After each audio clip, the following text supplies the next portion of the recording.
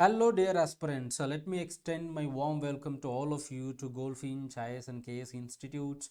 And today in this video, we're going to discuss about the UPSC Prelims 2024 GS Paper 1 Economy Questions Analysis. Okay, we're going to solve the economy questions. If you want the same kind of video for other subjects, that is Indian polity, environment, history, and all, please let us know in the comment box. So then why are you waiting for? So let's start the video.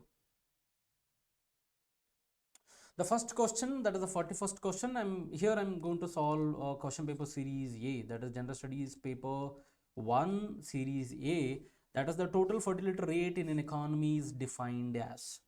So total fertility rate, the correct option is option D, absolutely, because those who have read NCERT, they easily mark this question without wasting time. They'll jump into the second question, right? Next question, actually. Why? Because the total fertility rate, meaning the average number of live births, newborn babies a woman would have by the end of her childbearing age. What is the childbearing age? That is from the age of 15 to 49 years, which means the average number of live births a women can have in between the age of 15 to 49 years is the calculation of the total fertility rate. A very basic concept, a factual concept. Got it? So option D, those who have marked option D is absolutely correct. So second question, consider the following statements. In India, non-banking financial companies can access the liquidity adjustment facility window of the Reserve Bank of India. Liquidity adjustment facility meaning it is the overnight borrowing and lending activity of the RBI, which means RBI uses some of the instruments like a repo rate, a reverse repo rate, and marginal standing facility rate to lend or borrow overnight from the banks or to the banks, right? Such a facility is available for NBFCs. It's absolutely available. Why? Because we have some instances. 2008 is an instance where RBI granted the permission for the NBFCs to participate in the liquidity adjustment facility. In 2020 also RBI did the same, correct? Periodically, right? So and also the non-banking financial companies can also participate in open market operations. They're also allowed to participate in open market operations as well as in the liquidity adjustment facility. Got it? So in India, the foreign institutional investors, which means first statement is correct. The FIIs can hold the government securities. Absolutely yes. Why yes? Because SEBI has given the permission. It is permitted actually 100% of their portfolio in the debt securities. What do you mean by debt securities here?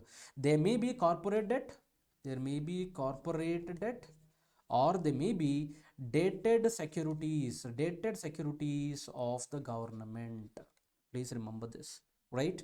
So the FIAs can participate in both corporate debt as well as the dated securities, that is the government securities. In India, stock exchanges can offer separate trading platform for debts. See, this was not there, but before 2013, till 2013, it was not there. But after 2013, SEBI has permitted the National Stock Exchange, NSE, listen carefully, SEBI has permitted the NSE to offer separate trading platform in 2013, right? A separate data trading platform, that is provided an opportunity, to retail investors, particularly to invest, retail investors to invest in the corporate bonds on a liquid and transparent exchange platforms. Please remember this, right? So which means statement 2 is also correct, statement 3 is also correct. Right option is option C. 43rd question, in India, which of the following can trade in corporate bond and government securities? Very easy question. Insurance companies can do, pension funds can do, retail investors can also do. Very important. How retail investors can participate easily in the bond market, but they have to open an account in RBI. That is RBI retail, direct account. See, it is a old question actually. It is a repeated one, but in a different way. This was asked by UPSC previously with respect to retail investors. right? So they can participate easily in both corporate bonds and government securities. Pension funds can also participate. Even insurance companies can easily participate. If you want, I can give you data also, but that is up to 2022. The retail investment in the securities, in the government securities, was 176 basis points. That is 1.76% points. Remember, so insurance companies, pension funds, retail investors, all of them can participate or trade. All of them can trade corporate bonds as well as the government security. Trading meaning what? Buying and selling of corporate bonds and government securities. All these three institutions can do that.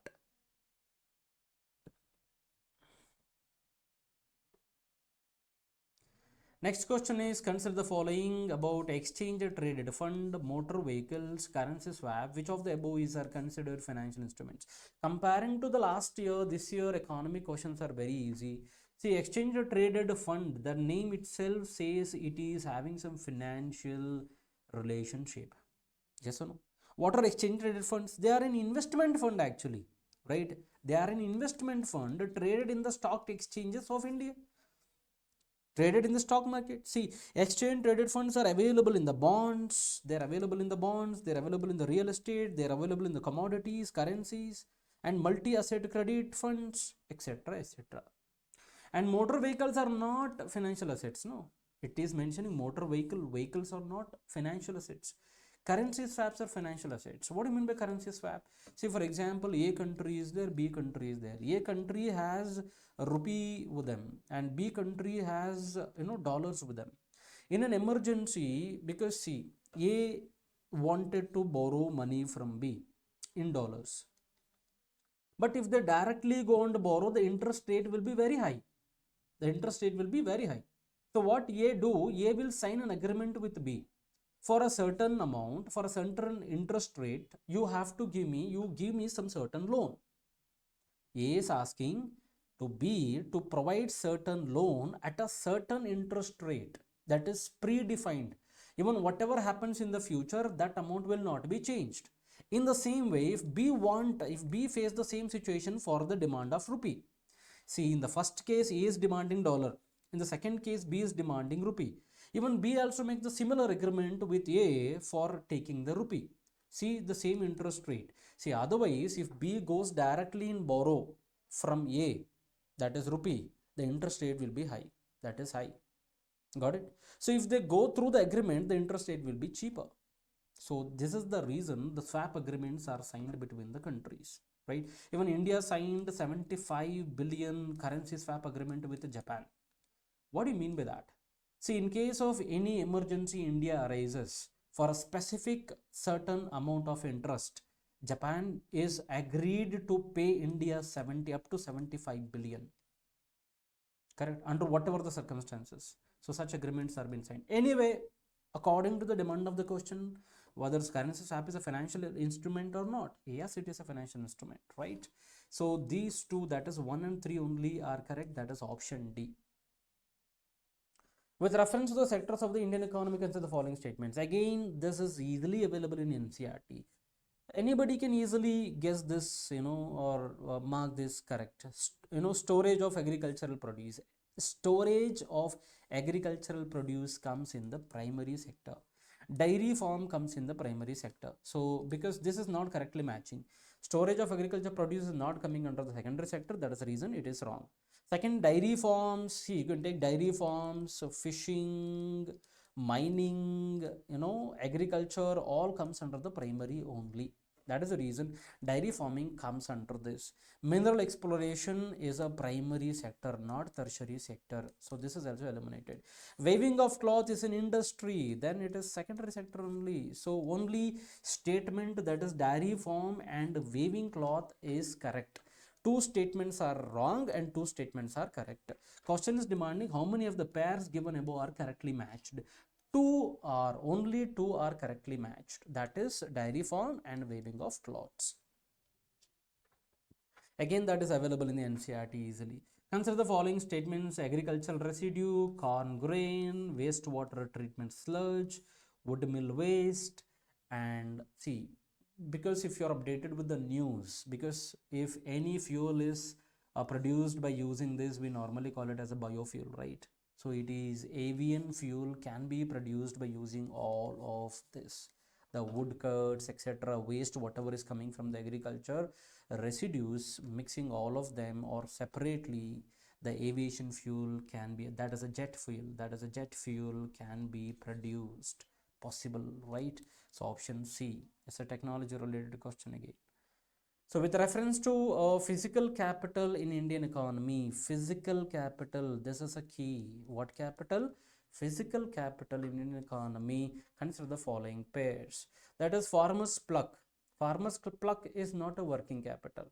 See, physical capital meaning normally the machines, the buildings, the bench, infrastructure, furniture, right? For us, it is classroom board.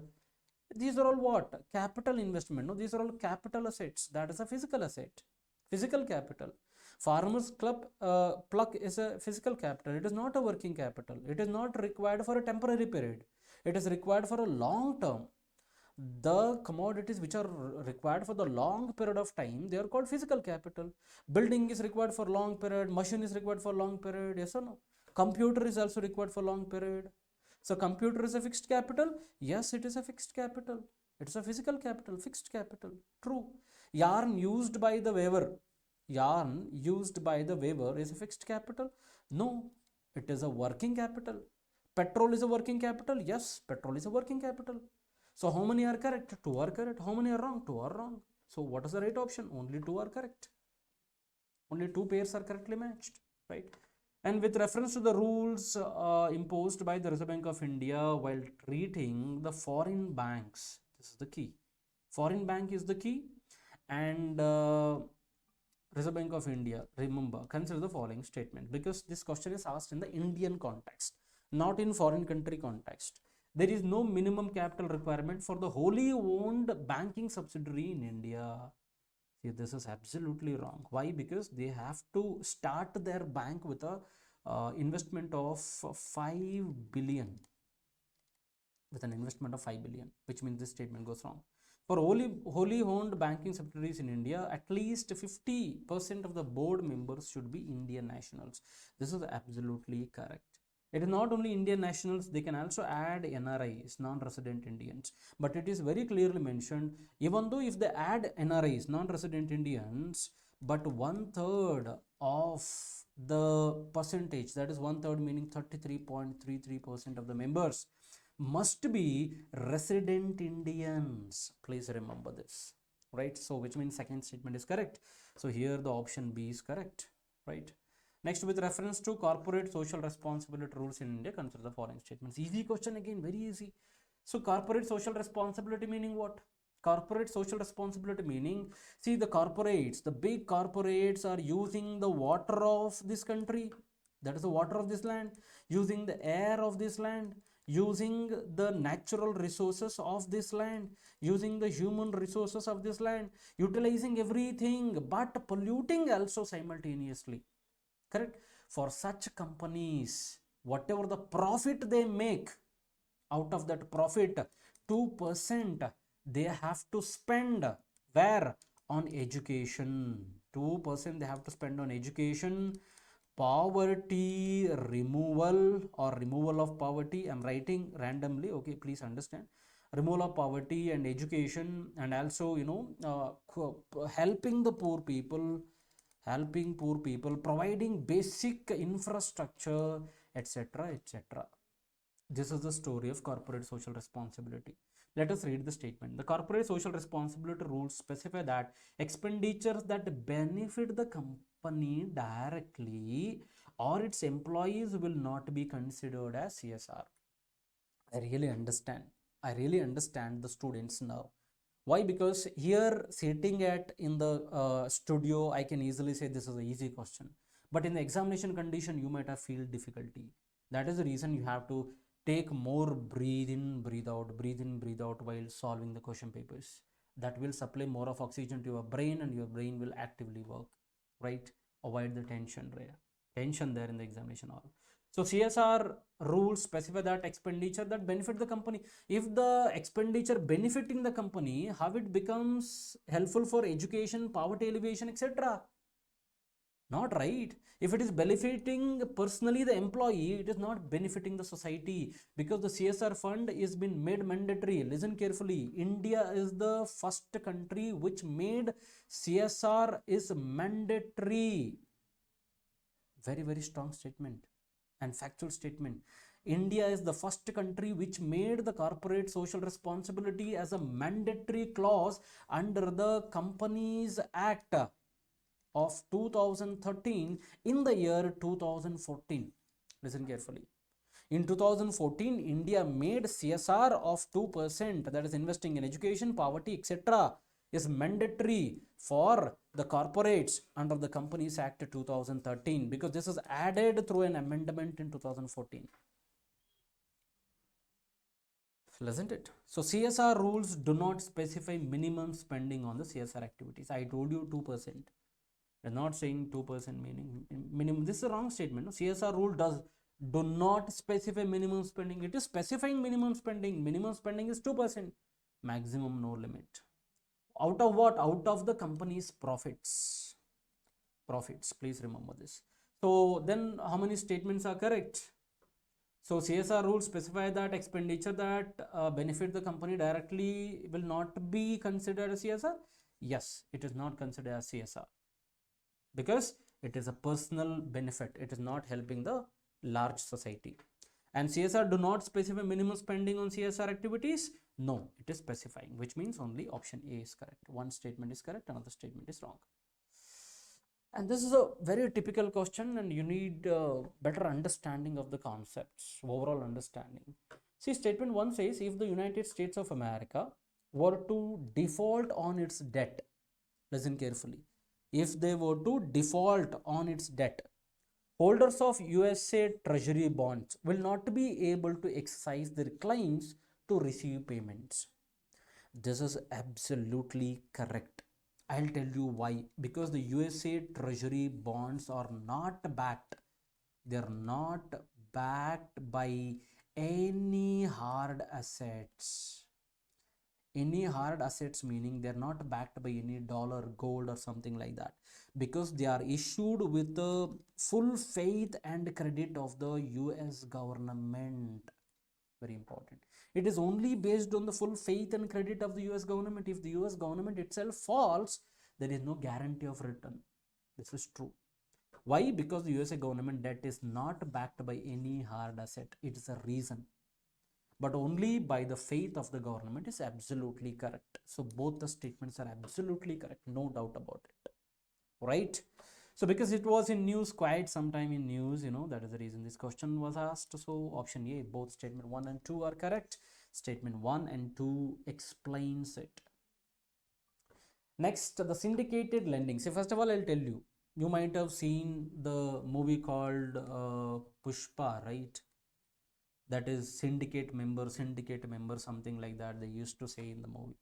So syndicated lending meaning there are a group of people, group of investors, or group of people like A, B, C, D, all put together will make a syndicate, and they will take the help of a bank as an agent. The bank will be helping, the bank will be helping the syndicate members as an agent, because syndicate members are just investors. They don't have any banking knowledge. They take the assistance of the bank, and the bank on behalf of these ABCD syndicate members will lend to XYZ. I hope you understood. So syndicate meaning the group of members invest through the bank. They will use the bank as an agent to lend on behalf of them, and the bank will lend to XYZ.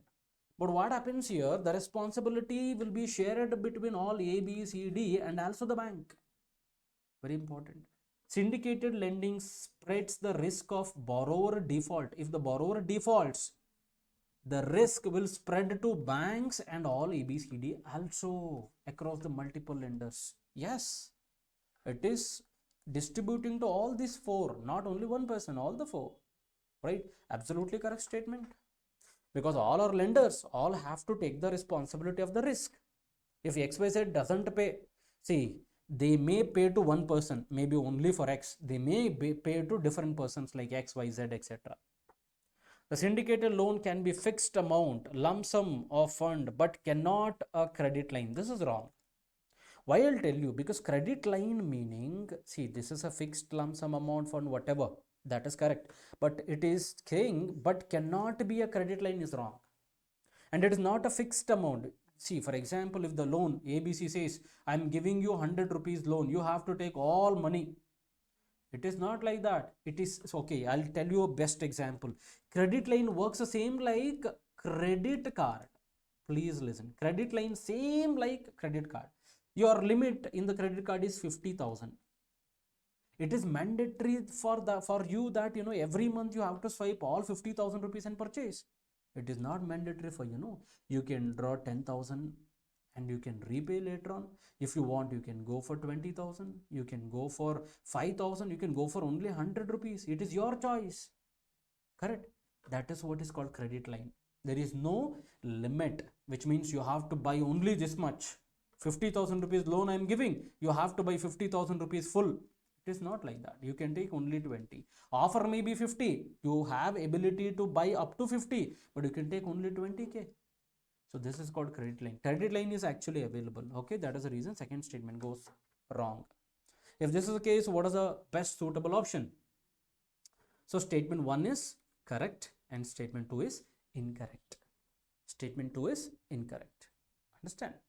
And this is the last question in the economy series. I am leaving some of the schemes and etc. because that is by reading only you can understand. No need of any conceptual clarity. So consider the following statement is in respect to the digital rupee. It is a sovereign currency. Yes. Indian currency. Issued by the Reserve Bank of India. Yes. And aligned with the monetary policy. Absolutely correct. Seedha Sada statement. What is the difficulty in solving this? It appears as a liability on the RBI's balance sheet. Yes. Why? Yes, because RBI very clearly said in 2020-22, before they are announcing it, they said that is the digital rupee, that is e-rupee, is same like the rupee but in a digital form. It is same like rupee note. Same like rupee note, that is 500 rupees, but in a digital form. That is the reason it will definitely appears in the balance sheet.